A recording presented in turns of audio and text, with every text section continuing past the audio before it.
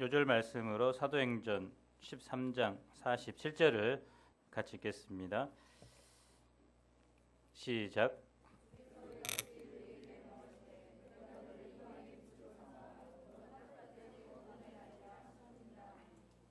지난주 안디옥 교회를 살펴보았습니다. 말씀을 사랑하는 교회, 예수 그리스도를 사랑하는 교회, 이웃을 사랑하는 교회였습니다. 더 나아가 안디옥 교회는 1세기 이방 선교의 전진 기지로 쓰임받는 교회로 성장합니다. 오늘 말씀은 선교 역사를 주도하시는 성령의 역사가 잘 나타나 있습니다.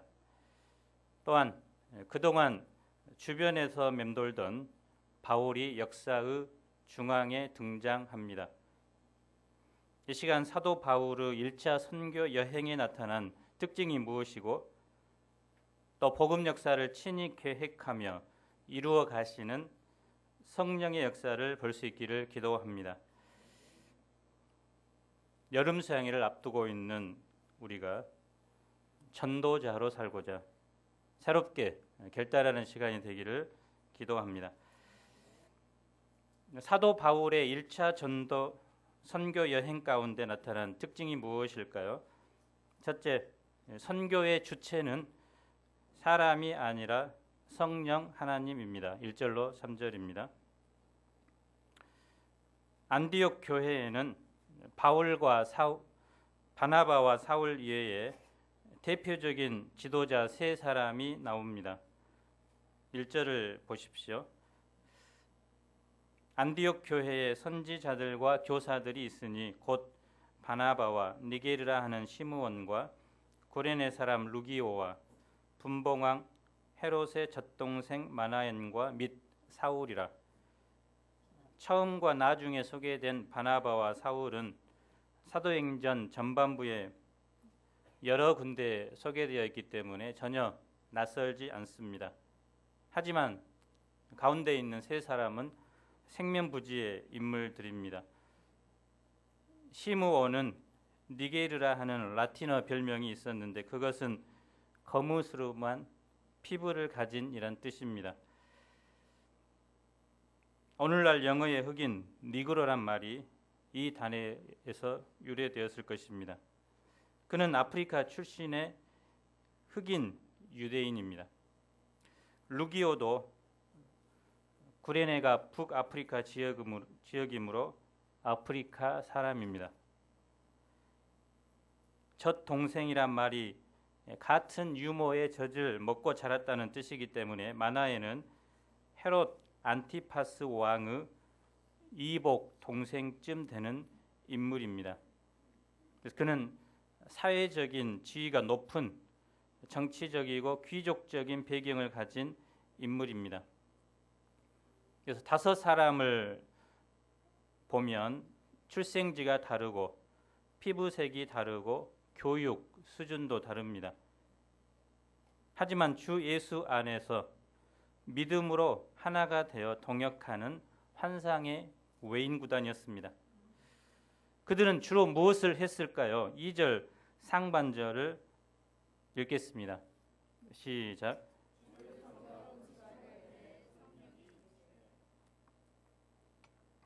주를 섬겨 금식할 때라는 말은 주께 예배하며 금식할 때라는 뜻입니다. 이를 보면 안디옥 교회는 그 예배를 가장 소중하게 여기고 또 예배를 통해서 말씀의 은혜를 풍성히 누린 교회였음을 가르쳐 줍니다. 한마디로 예배가 신앙의 중심이 된 예배 공동체였습니다. 더구나 금식하며 기도하는 교회였습니다. 사실 안디옥 교회를 보면 계속적으로 부흥하는 교회였습니다. 예루살렘 교회와는 달리 핍박도 없었습니다. 또 성도 간의 갈등도 없는 교회였습니다. 한마디로 문제없는 교회입니다. 그럼에도 불구하고 그들은 금식하며 기도했는데요. 잘 나가고 있는 교회임에도 불구하고 기도했습니다. 대부분 사람들은 문제가 있거나 어려움이 닥치면 그때 기도를 합니다. 그리고 문제가 없으면 기도하지 않습니다. 어떤 사람은 문제가 있어도 기도하지 않는 사람도 있지만요. 그런데 안디옥 교회는 평안할 때, 부흥할 때 더 기도했다는 것입니다. 그들이 예배하며 금식했을 때 그런 교회에게 성령께서 지시하셨습니다. 2절 하반절을 읽겠습니다. 시작.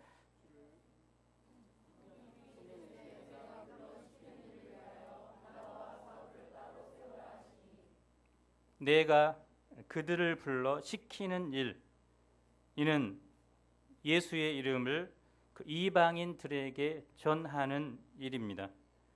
복음 전도입니다. 바나바와 사울은 안디옥 교회의 두 기둥입니다. 두 사람이 안디옥 교회를 주도적으로 1년간 가르침으로 안디옥 교회는 자리를 잡고 성장했습니다. 개척 조상이라고 할 수 있죠. 그런데 이제 성령께서는 그 기둥 뿌리를 뽑아서 내놓으라고 하신 것입니다. 안디옥 교회는 어떻게 했을까요? 3절을 보면 이때도 금식하며 기도합니다. 그리고 성령의 지시에 순종해서 두 사람을 안수해서 보냅니다. 처음 성령의 말씀을 들었을 때는 교회에 이 두 사람이 빠지면 안 될 것처럼 생각했습니다.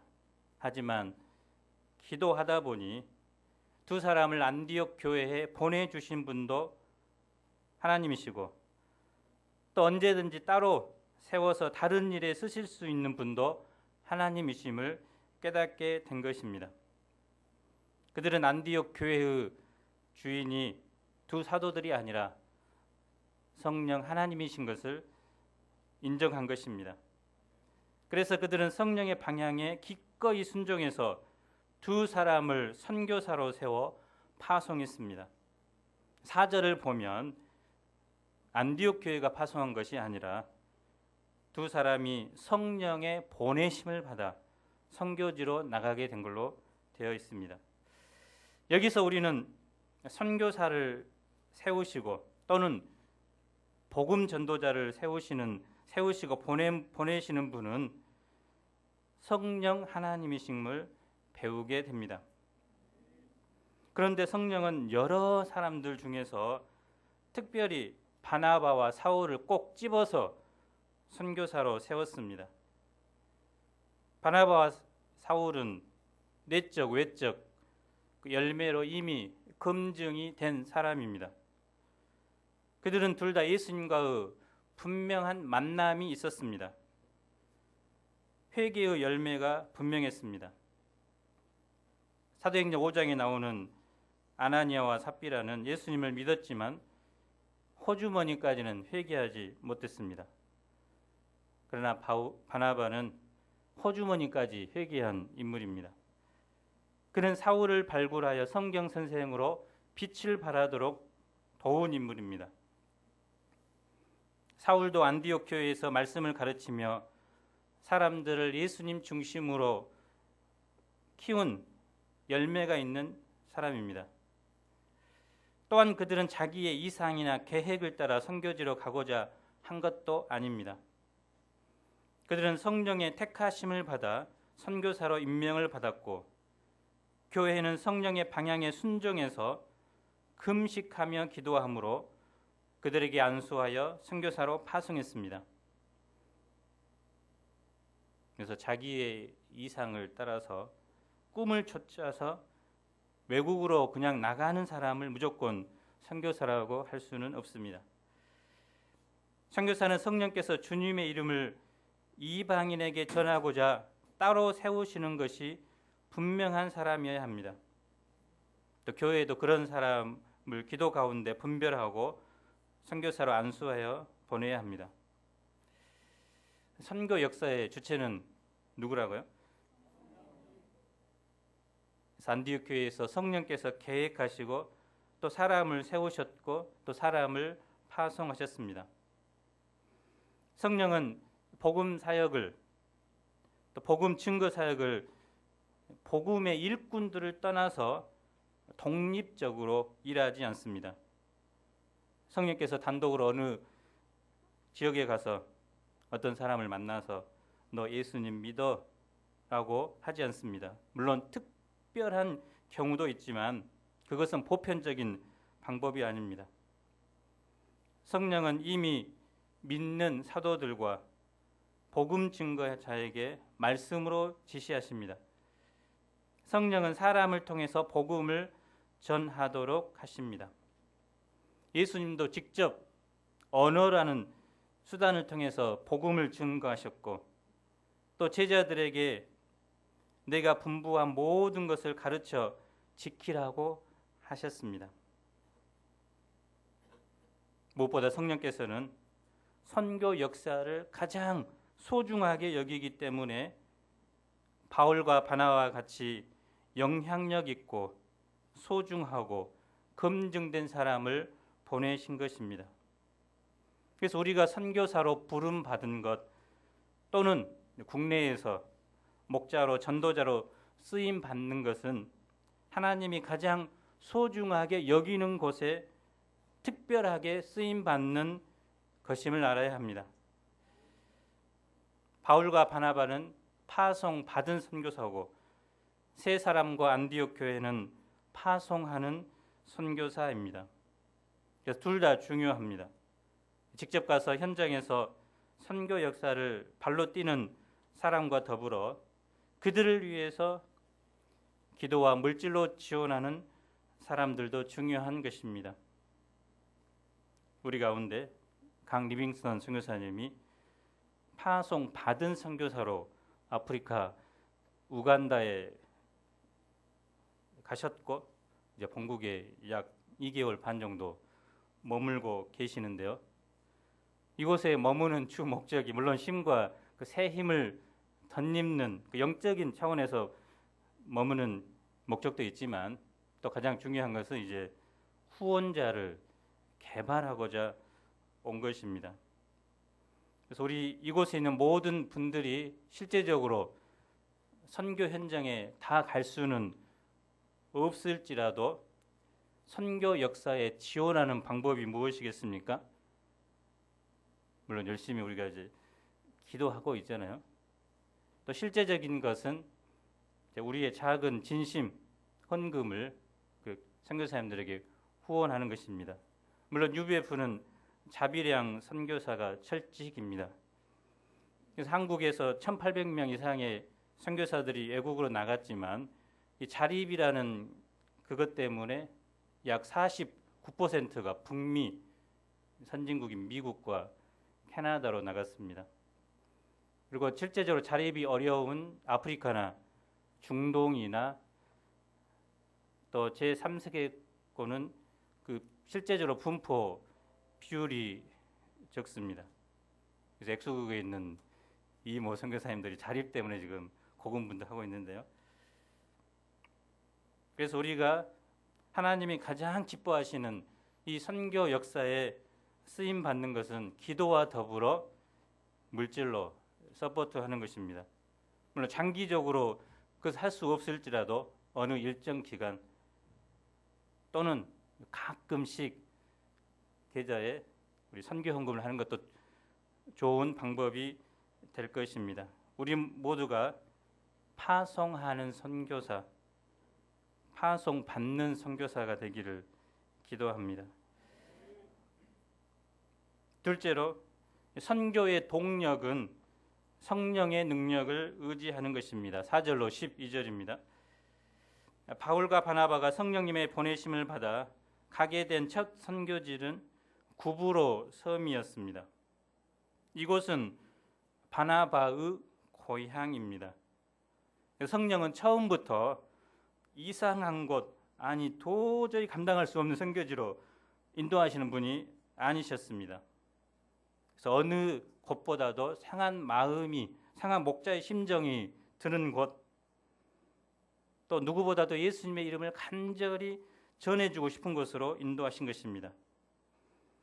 이는 구브로선 다음의 선교지가 이제 13절 이후로 보면 그 터키 반도였는데 이것이 바로 이제 바울이 태어난 고향이 있는 곳입니다.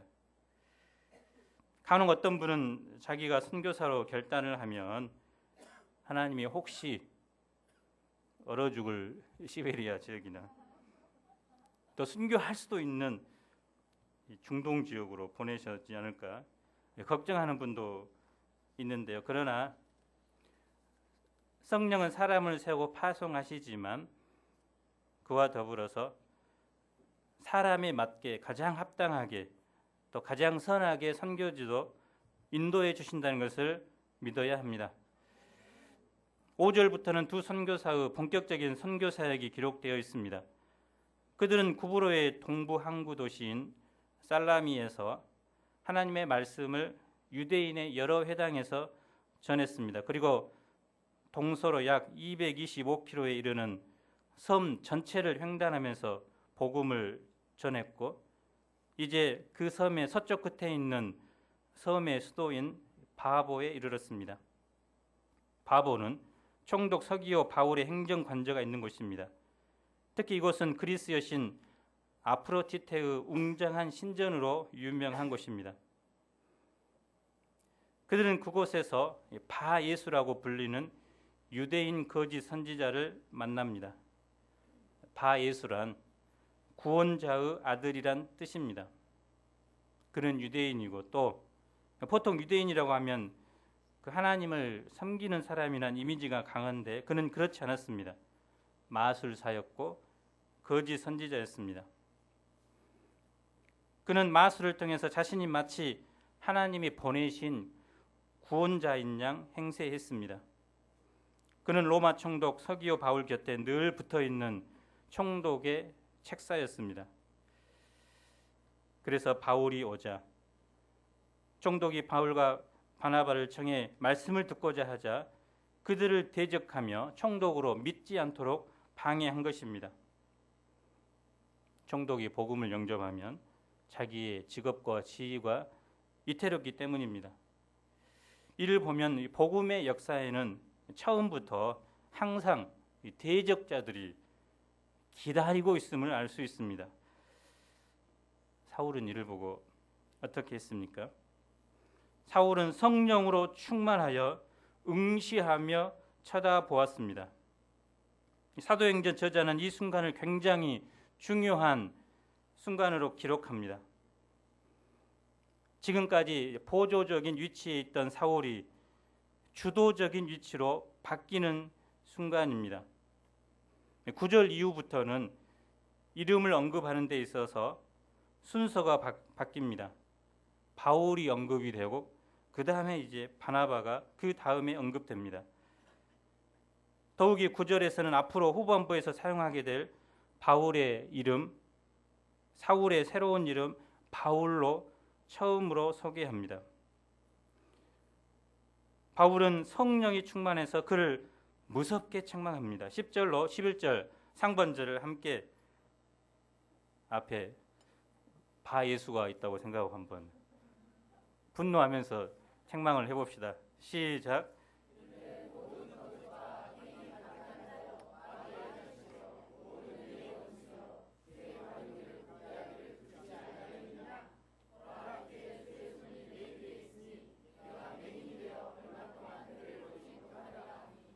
이런 싸가지 없는 하면서 이 모습은 어떤 모습이 연상됩니까?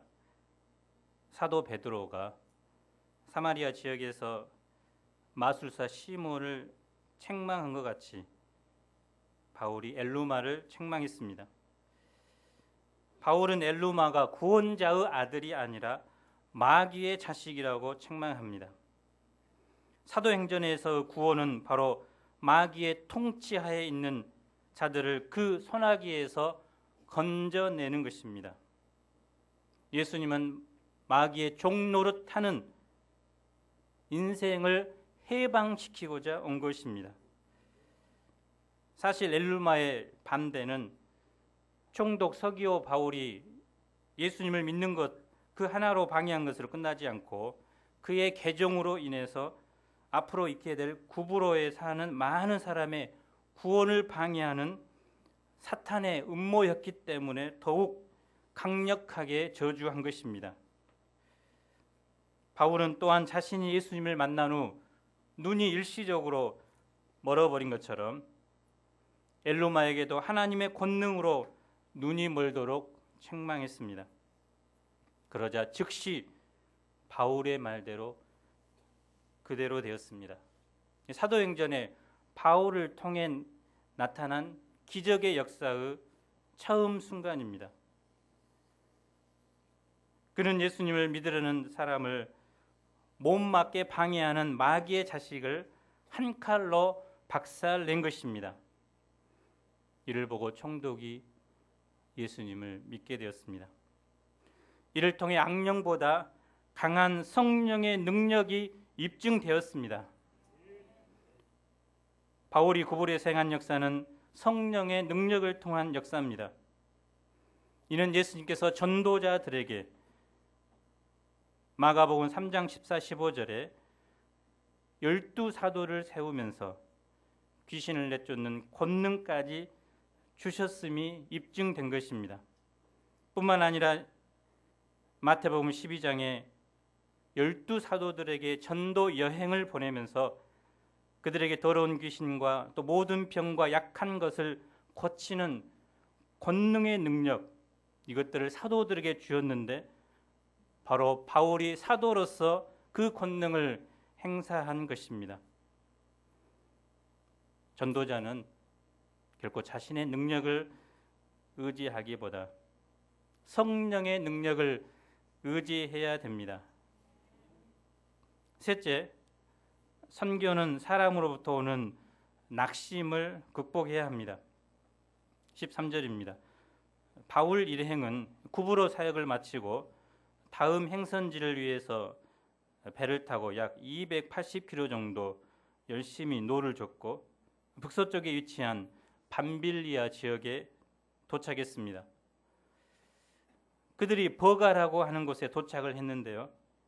이때 바울과 바나바의 수행자인 요한이 어떤 이유인지는 모르지만 선교지를 이탈해서 예루살렘으로 돌아가는 사건이 일어납니다. 이 마가 요한은 초대 교회를 이끌어 갔던 여인들 중 아주 중요한 그 믿음의 어머니들 가운데 한 사람이었던 사도행전 12장 12절에 나오는 마리아의 아들입니다. 그래서 이 마리아는 초대 교인들이 합심하여 기도할 수 있는 장소로 자신의 집에 있는 큰 다락방을 내어놓았던 여자입니다. 그리고 마가는 바나바의 생질이기도 합니다. 그는 바나바와 바울이 안디옥 교회의 파송을 받아 이방 선교를 위해 제1차 선교 여행을 떠날 때 그것을 돕는 수행원으로 따라 나섰습니다. 그런데 어찌된 이유인지 그는 선교 여행을 포기하고 예루살렘으로 돌아가 버렸습니다. 왜 그가 도중에 예루살렘으로 돌아갔을까요? 여기에는 여러 가지 설이 있습니다. 먼저 마가가 어머니 그리고 예루살렘의 넓은 집과 종들을 그리워하는 그 향수병에 걸렸기 때문이라는 것입니다. 우리 선교사님들이 한국으로 가는 비행기만 보면 한국에 가고 싶은 그 향수병에 시달린다고 하는데요. 그 다음은 바울과 바나바의 위상 변화 때문이라는 것입니다. 그래서 처음에는 바나바와 사울, 그런데 이후에 바울과 바나바, 그래서 삼촌의 명성이 가려워진 것에 대한 이 분노 때문에 가버렸다는 것입니다. 세 번째는 행선지가 그의 마음에 들지 않았기 때문이라는 것입니다. 선교사들이 계속해서 가고자 하는 것은 소아시아 내륙 안쪽인 비시디 안디옥이었습니다. 그런데 그곳까지의 길은 아주 험난한 길이었고 강도들과 산적들이 창궐하는 곳입니다. 부잣집 아들로 태어난 태어나서 고생이라고는 별로 해본 적이 없는 마가가 포기하고 돌아갔다는 것입니다. 그 외에도 마가가 아주 보수적인 예루살렘 출신이었기 때문에 또는 그가 말라리아 병에 걸렸기 때문이라는 설도 있습니다. 그러나 성경은 그가 포기한 이유를 정확하게 이야기하지는 않습니다. 다만 한 가지 모든 정황을 살펴볼 때 마가는 아직까지 자기 신앙이 확실하게 서 있는 사람이 아니었다는 것입니다. 그는 자립적인 신앙 체험을 통해서 주님을 따르는 사명자는 아니었습니다. 그는 믿음의 어머니에 의해 그리고 삼천의 열정적인 섬김을 보고 따라갔지만 어려움이 다가왔을 때 그만 포기하고 돌아가 버렸습니다. 지금도 선교사로 갔다가 중간에 포기하고 오신 분도 있죠. 이 사건은 후에 제2차 선교 여행 때 바울이 바나바와 다투고 서로 갈라지게 되는 결정적인 이유를 제공합니다. 복음 역사를 섬기면서 또 많은 어려움들이 있지만 그 중에서도 가장 큰 상처는 믿었던 사람으로 인한 배신입니다. 가장 가까운 사람들로부터 배신을 당할 때 낙심이 됩니다. 그러나 이 가운데서도 선하신 하나님의 섭리가 있음을 믿어야 합니다. 사람보다는 하나님을 온전히 의지하도록 하시는 하나님의 선한 뜻이 있었습니다. 마가는 저와 이름이 똑같아서 이 부분이 항상 아킬레스건인데요. 저도 대학 4학년 때 첫 수요 메시지를 전하고자 했을 때 지금 엑스국에 가시는 이 제임스 선교사님의 책망을 받고 잠적을 해버렸습니다. 나 같은 사람이 어떻게 위대하신 하나님의 말씀을 섬기는 사람이 될 수 있을까 깊은 절망감에 빠지다 기도실에서 고민하다가 펑크를 내고 집으로 도망가 버렸습니다. 근데 지금은 안 그렇죠. 마가도 이때 실패하고 영원토록 실패한 것이 아니라 실패를 듣고 일어나 확실한 믿음의 사람으로 성장했습니다. 그는 후에 마가복음을 기록한 성경 저자가 됩니다. 또 마가는 후에 새로운 일꾼이 되어 바울로부터 인정받는 사람이 되었습니다. 우리도 선교사로 또 목자로 살면서 가장 가까운 사람들로부터 배신으로 인해 낙심될 때도 있지만 하나님께서 그 가운데 선한 섭리를 두시고 그를 더욱 믿음의 사람으로 키울 소망을 바라봐야 되겠습니다. 그리고 선교는 사람이 하는 것이 아니라 성령께서 하시는 것임을 믿어야 되겠습니다. 넷째로 선교의 전할 내용은 예수 그리스도입니다. 14절로 41절입니다. 마가가 돌아간 후 두 선교사는 낙심하지 않고 계속해서 선교 여행을 합니다. 그들은 험한 산맥길을 통과하여 갈라디아의 남부 중심 도시인 비시디의 안디옥에 이르렀습니다. 그들은 안식일 회당에 들어가 회당 예배에 참석했습니다. 그리고 회당 장로부터 순회 전도자로 인정을 받고 설교를 부탁받게 되었습니다.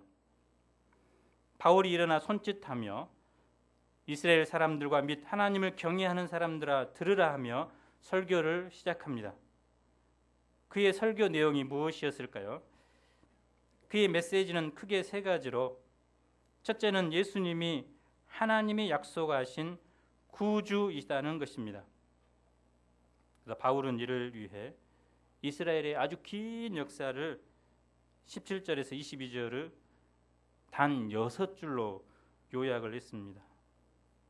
구약을 단 6줄로 요약하는 이 탁월한 성경 선생의 능력, 그는 하나님께서 조상을 택하신 것, 애굽 땅에서 큰 권능으로 건져내신 것, 광야에서 40년간 그들의 소행을 참으시고 인도하신 것, 또 가나안 7 족속을 멸하시고 가나안 땅을 기업으로 주신 것, 사무엘 때까지 사사를 주신 것, 사울을 왕으로 주신 것, 사울을 패하시고 다윗을 왕으로 세우신 것을 이야기합니다.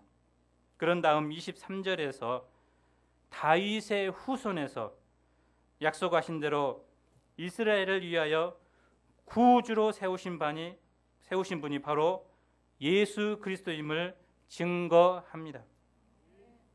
둘째로 예수님의 십자가의 죽음과 부활이 성경에 예언된 하나님의 약속의 성취라는 것입니다. 예수님이 오시는 길 앞에서 세례 요한이 예수님을 증거했듯이 예수님은 하나님이 보내주신 구원의 말씀입니다. 그러나 예루살렘에 사는 자들 또 관리들은 선지자들의 말씀을 해당 예배 때마다 수없이 들어왔지만 그 말씀의 의미를 깨닫지 못했습니다. 또 구주 예수님이 이 땅에 오셨지만 그 예수님을 빌라도의 손에 넘겨 십자가에 못 박게 만들었습니다. 하지만 그들의 이런 잘못된 행동들이 오히려 성경의 예언을 이룬 것이 되었습니다. 하나님은 무덤에 장사된 예수님을 사흘 만에 살리셨습니다. 그리고 지금 사도들 그리고 메시지를 전하고 있는 사도 바울이 그 증인입니다. 세 번째로 그러면 어떻게 하라는 것일까요? 38절 39절을 다 함께 읽어보겠습니다. 시작.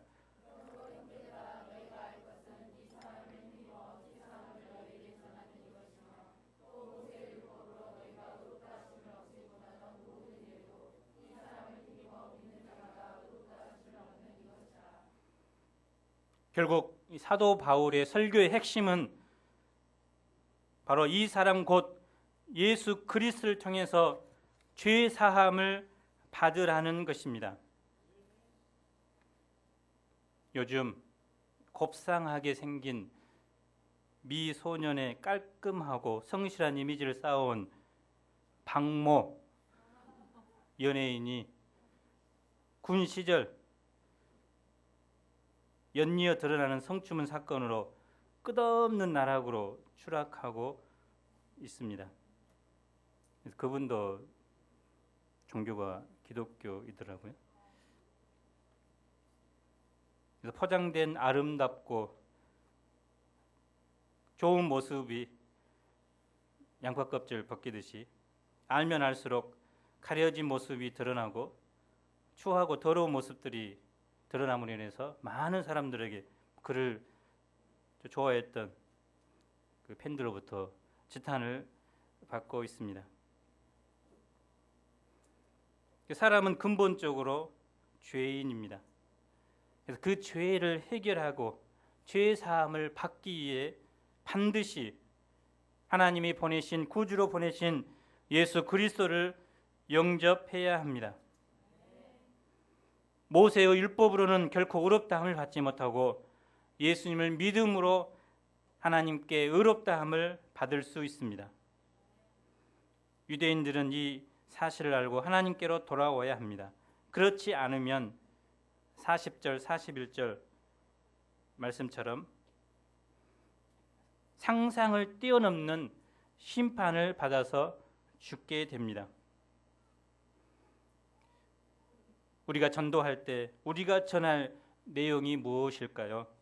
물론 내가 예수님을 만난 그 감격의 순간을 간증해야 합니다. 그러나 더 중요한 것은 바로 예수 그리스도의 십자가와 부활을 통한 죄사함의 복음입니다. 이것만이 사람들을 살릴 수 있습니다. 다섯째, 선교의 목적은 사람 살리기입니다. 42절로 52절입니다. 바울의 설교 후에 사람들의 반응이 어떠했습니까? 42절을 보십시오. 사람들은 예배가 끝나가면서 이야기합니다. 바울 선생님, 다음 안식일에도 메시지를 전해주세요. 뿐만 아니라 예배가 끝난 후에도 그들은 집으로 돌아가지 않고 바울과 바나바를 종종 따라다니면서 배우고자 했습니다. 이런 그들에게 바울과 바나바는 딱 한 가지 권면을 합니다. 항상 하나님의 은혜 가운데 머물러 계십시오.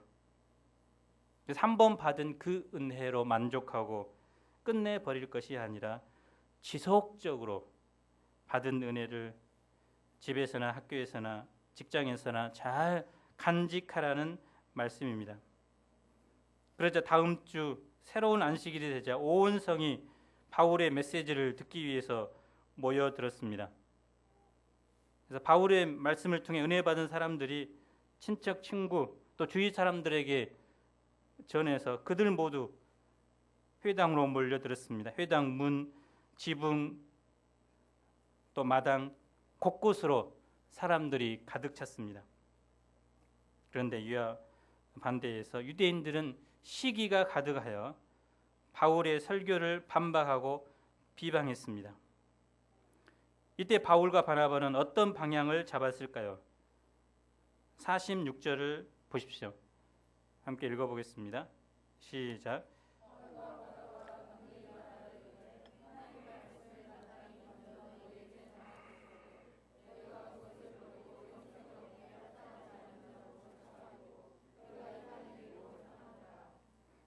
구원의 말씀은 반드시 그 유대인들에게 먼저 선포하는 것이 필수적입니다. 그래서 바울은 로마서를 보낼 때도 먼저는 유대인에게 그 다음에 헬라인에게라고 분명하게 복음을 전하는 순서를 이야기합니다. 하지만 유대인들은 부활하신 예수 그리스도를 믿음으로 의롭다함을 받는다는 그 복음의 말씀을 버렸습니다. 스스로 영생의 길을 배척한 것입니다. 46절에 우리는 이방인에게로 행한다는 말씀은 더 이상 유대인들에게 복음을 전파하지 않겠다, 오직 이방인들에게만 복음을 선포하겠다는 뜻은 아닙니다. 바울은 다음 선교지로 가면서도 항상 유대인의 회당에 먼저 들어가서 복음 선포를 먼저 했기 때문입니다. 특히 안디옥 지역에서 또한 그의 이후 사역이 바로 이방인들에게 집중적으로 복음을 전하겠다는 뜻입니다. 그리고 바울과 바나바는 왜 그들이 그렇게 이야기하는지 이야기합니다. 47절을 다 같이 읽어보겠습니다. 시작.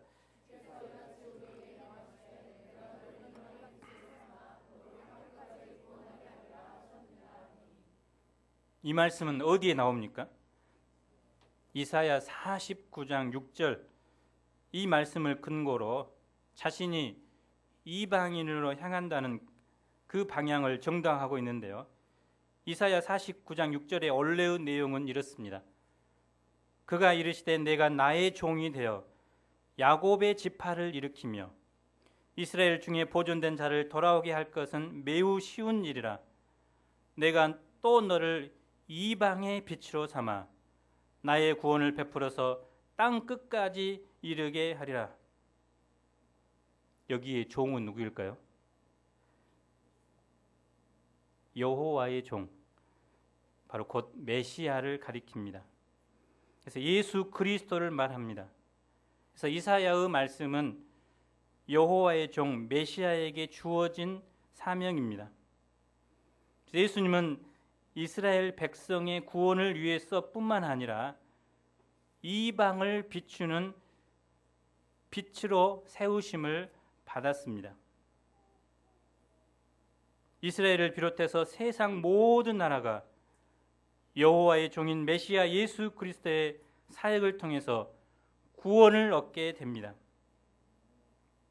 누가복음 2장에 보면 시므온이 아기 예수님을 안고 찬송을 합니다.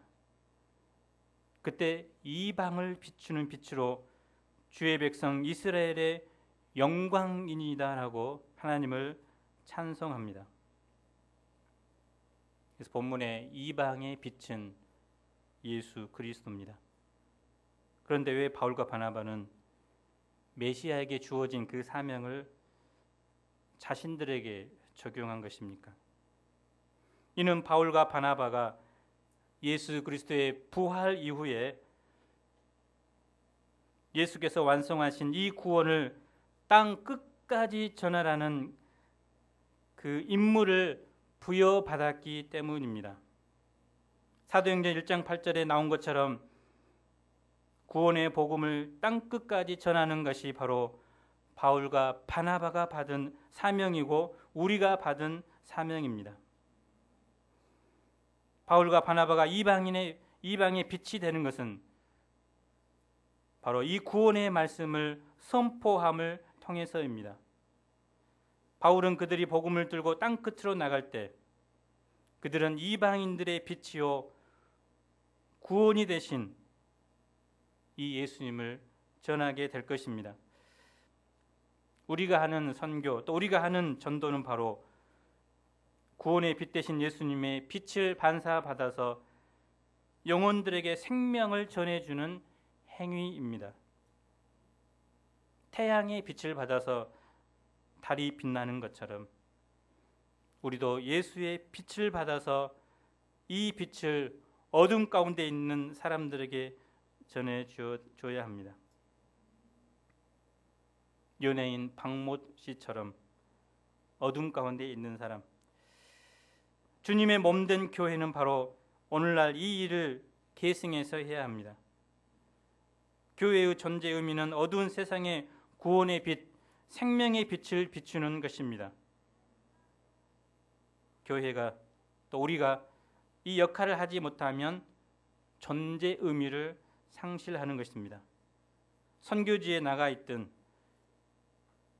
또 국내이든 목자이든 우리는 이 구원의 빛을 비추는 사명을 감당해야 되겠습니다. 48절을 보십시오. 회당에 모였던 이방인들이 듣고 기뻐하며 하나님의 말씀을 찬송하며 영생을 주시기로 작정된 자는 다 믿는 역사가 일어났습니다. 또 주의 말씀이 그 지방에 두루 퍼지게 되었습니다. 유대인들이 경건한 귀부인들과 신의 유력자들을 선동하여 그들을 핍박하고 쫓아냈지만 제자들은 기쁨과 성령이 충만했습니다. 결론적으로 선교의 주체는 사람이 아니라 성령 하나님이십니다. 그러나 이 하나님은 사람을 통해서 선교를 하십니다. 바울과 바나바처럼 금식하며 기도하며 또 성경 선생들을 오늘날에도 부르고 계십니다. 뿐만 아니라 성령께서는 감당할 수 있는 지혜와 능력도 주십니다. 우리가 무엇보다 전도하면서 전할 내용은 예수 그리스도의 십자가와 부활을 통한 죄 사함입니다. 우리가 여름 수양회를 앞두고 이 복음을 들고 캠퍼스와 직장으로 나가 하나님께서 영생 주시기로 작정된 자들을 만날 수 있기를 기도합니다. 이번 한 주간 내가 작은 사도 바울처럼 전도자로 살고자 결단하고 우리의 발걸음을 캠퍼스로 옮길 수 있기를 간절히 기도합니다. 요절 말씀으로 13장 47절을 우리 함께 읽겠습니다. 시작. 주께서 이같이 우리에게 명하시되 내가 너를 이방의 빛으로 삼아 너로 땅 끝까지 구원하게 하리라.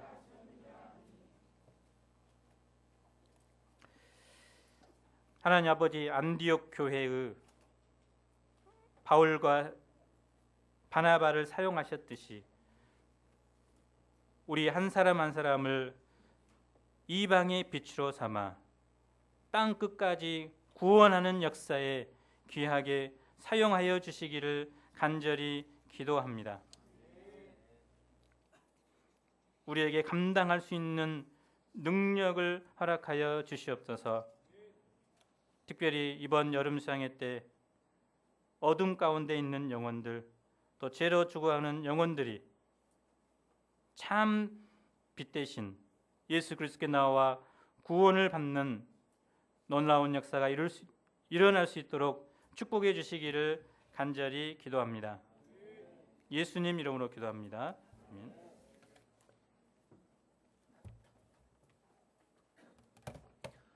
모두 일어나서 찬송 507장을 부르시겠습니다.